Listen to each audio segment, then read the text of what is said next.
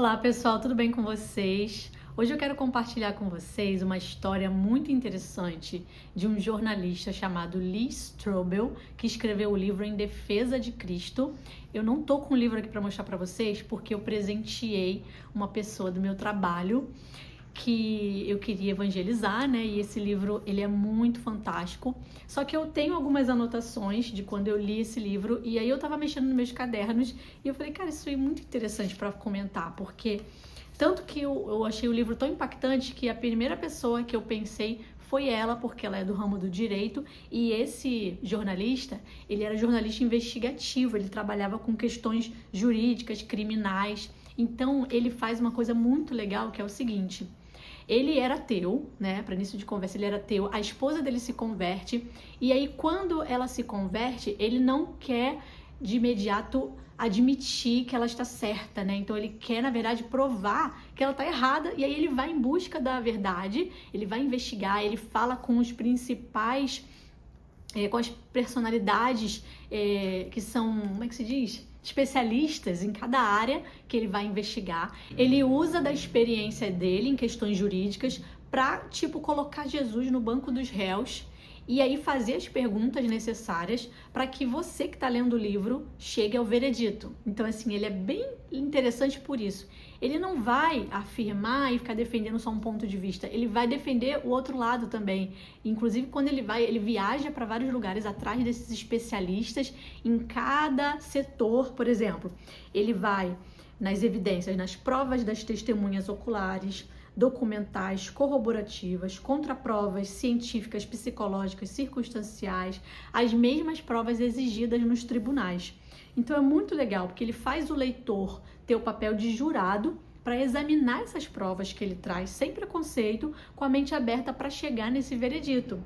Então, por isso que eu presenteei esse livro, porque eu falei, cara, se eu quero que essa pessoa entenda o lado do cristianismo, sem ser pelo lado apenas de, religioso, né? Então, para que ela pudesse ter a mente aberta, nesse sentido, ela iria ver como uma questão jurídica mesmo, como ela é especializada em direito também, então eu achei muito interessante em presentear. Então, vamos dar uma examinada nessas provas que ele trouxe no livro. E aí é muito interessante isso aqui também, ó. Um repórter intransigente em busca da verdade sobre esse Jesus que disse ser o caminho, a verdade e a vida. Então esse é um resumo do livro. Então, primeiramente, ele vai trazer as provas testemunhais. O que é isso? A pergunta é, você pode confiar na biografia de Jesus? Nas biografias, quais são, né? Mateus, Marcos, Lucas e João, os 4 evangelhos, que foram escritos por pessoas diferentes. E aí ele vai entrevistar o cara chamado Craig Blomberg, uma autoridade sobre as biografias de Jesus. E aí o que ele diz de mais interessante que eu coloquei aqui? Que os autores dos evangelhos, eles foram pessoas improváveis. Mateus era cobrador de impostos odiado, seria o menos cotado depois de Judas. Marcos e Lucas nem estavam entre os 12. Se fosse para escolher, eles escolheriam figuras exemplares como Maria, Tiago e Pedro. Então não teria motivo para atribuir a autoria a esses 3 indivíduos menos respeitáveis se eles não fossem os verdadeiros autores. Então olha que interessante isso. Se isso não fosse verdade, eles teriam escolhido alguém mais respeitável. Gente, fantástico, né? Outra pergunta interessante é a seguinte: como podemos ter certeza de que o material sobre a vida e os ensinos de Jesus foi bem preservado por 30 anos antes de ser registrado, né? Porque a primeira coisa que foi registrada foi 30 anos depois. E aí ele diz o seguinte, que antes existia a cultura oral. Então, as coisas eram passadas oralmente. As pessoas memorizavam. Então, era mais flexível, não rígida. Então, tinha uma liberdade ali para variar a história sem perder a essência. Então, entre 10% e 40% podia variar. Mas havia algumas partes fixas, inalteráveis. Abre aspas. Os discípulos tinham memorizado muita coisa do que Jesus disse e fez, mas sentiam-se à vontade para transmitir essas informações de modo diferente, sempre preservando a importância dos ensinos e dos atos originais de Jesus. Então, isso daí é por que eu tô falando isso? Porque existem algumas discrepâncias entre os vários relatos do Evangelho, né? Existem várias passagens que parecem se contradizer. Mas olha o que ele fala. Se os evangelhos fossem idênticos entre si, palavra por palavra, teria despertado críticas de que os autores teriam conspirado entre eles para ajeitar previamente os seus relatos, o que os colocaria sob suspeita. Então, você entende que o fato dos relatos serem diferentes é a prova de que são verdadeiros, porque cada um tem seu ponto de vista, cada um viu de uma forma. Então pode haver sim algumas coisas que um falou de um jeito, outro falou de outro. Isso é a prova. Não é para ser tudo igualzinho. Se os relatos fossem muito consistentes, isso por si só os invalidariam como testemunhos independentes. Então as pessoas diriam que na realidade é um só testemunho que os outros estariam repetindo como papagaios. Então, há discrepância suficiente para demonstrar que não poderia ter havido um acordo anterior entre eles. E, ao mesmo tempo, há uma harmonia substancial o suficiente para demonstrar que todos eles eram narradores independentes que participavam de uma mesma biografia grandiosa. Lindo, né? Então, a harmonia entre os dados básicos e a divergência nos detalhes sugerem credibilidade, porque os relatos inventados tendem a ser totalmente coerentes e harmônicos.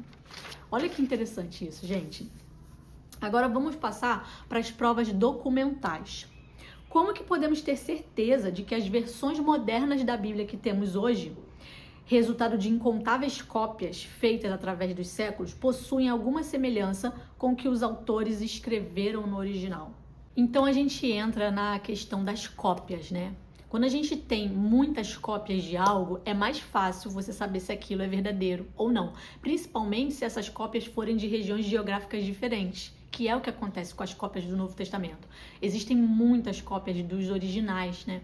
Então, quando você compara uma com a outra, você consegue ver as discrepâncias, se aquilo realmente é verdade, porque você tem de diferentes lugares, então você consegue checar, não, isso aqui está exatamente igual.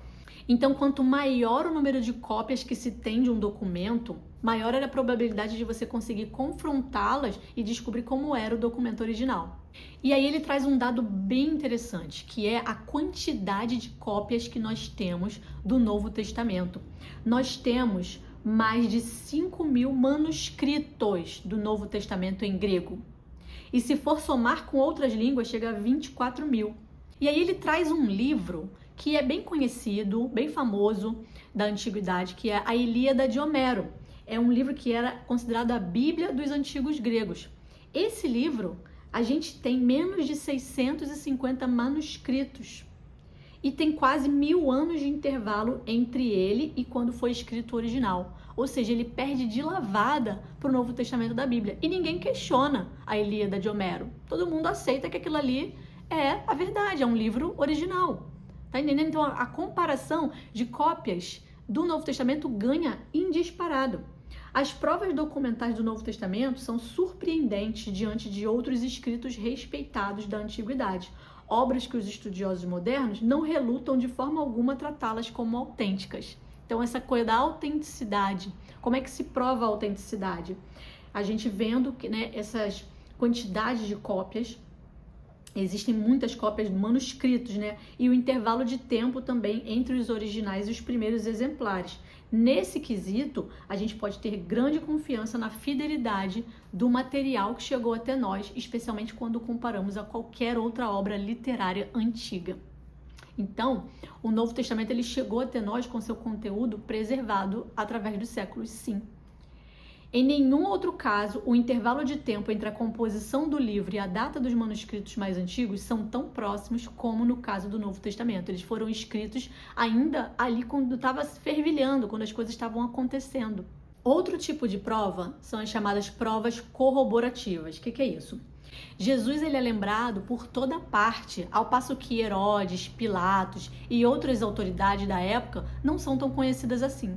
Então, o interessante é que essas provas corroborativas, elas trazem relatos de historiadores famosos, relatos fora da Bíblia, que citam Jesus, que mencionam Jesus lá naquela época. Então, assim, provas históricas, referências históricas que Jesus realmente existiu. E aí um deles, um historiador do primeiro século chamado Joséfo, ele na sua obra Antiguidades, ele cita Jesus. Então isso é fora a Bíblia. Outro, Tácito, ele é o mais importante historiador romano do primeiro século. Ele deixou registrada o que é a referência mais importante sobre Jesus fora do Novo Testamento. Então isso aí, a gente tem uma documentação histórica sobre Jesus, a gente tem mais documentação histórica sobre Jesus do que qualquer outro fundador de religião. Por exemplo, os escritos de Buda, que viveu no século IV a.C., só foram registrados depois da era cristã. E a primeira biografia dele foi escrita no século I depois de Cristo. De Maomé só foi em 767, mais de um século depois de sua morte. Porque quando alguém inicia um movimento religioso, só depois de muitas gerações é que se registra coisas sobre ele. Então, o que está dizendo aqui? Que a gente tem coisa de Jesus ali que foi registrada na hora que estava acontecendo praticamente, poucos anos depois. As cartas de Paulo foram escritas antes dos evangelhos. São uma confirmação externa também, as cartas de Paulo. E muito valiosa, de que aquilo ali tudo era verdade. Então, se a gente junta tudo isso, os Joséfos, os historiadores, as autoridades romanas, os escritos judaicos, as cartas de Paulo e dos pais apostólicos, teremos provas convincentes que corroboram em essência o que encontramos nas biografias de Jesus.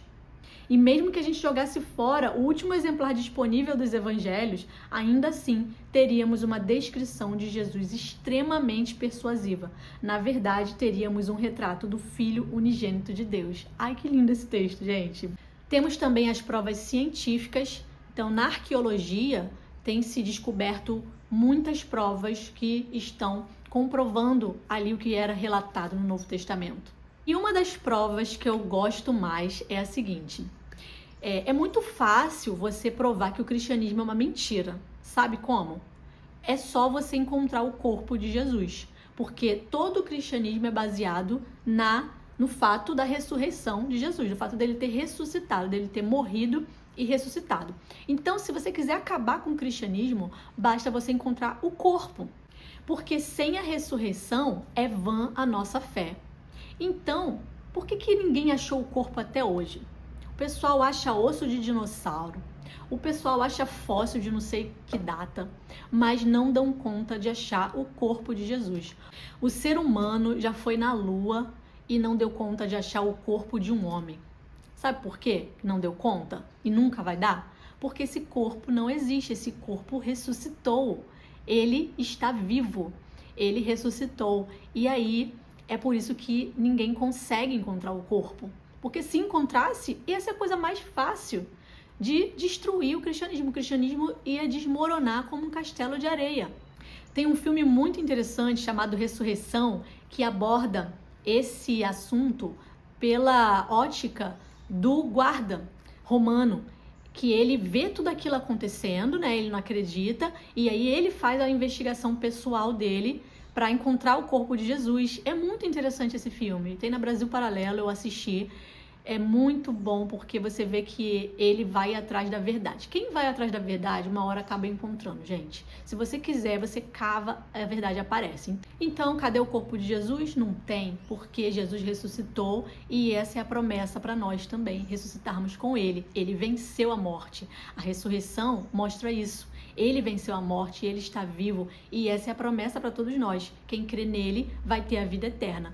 A morte não vai ser o fim, a morte vai ser só o começo de uma vida com ele. Basta você aceitá-lo como seu Senhor e Salvador da sua vida. Outra prova interessante dos relatos, que agora eu me lembrei, foram que eles colocaram as mulheres para testemunhar.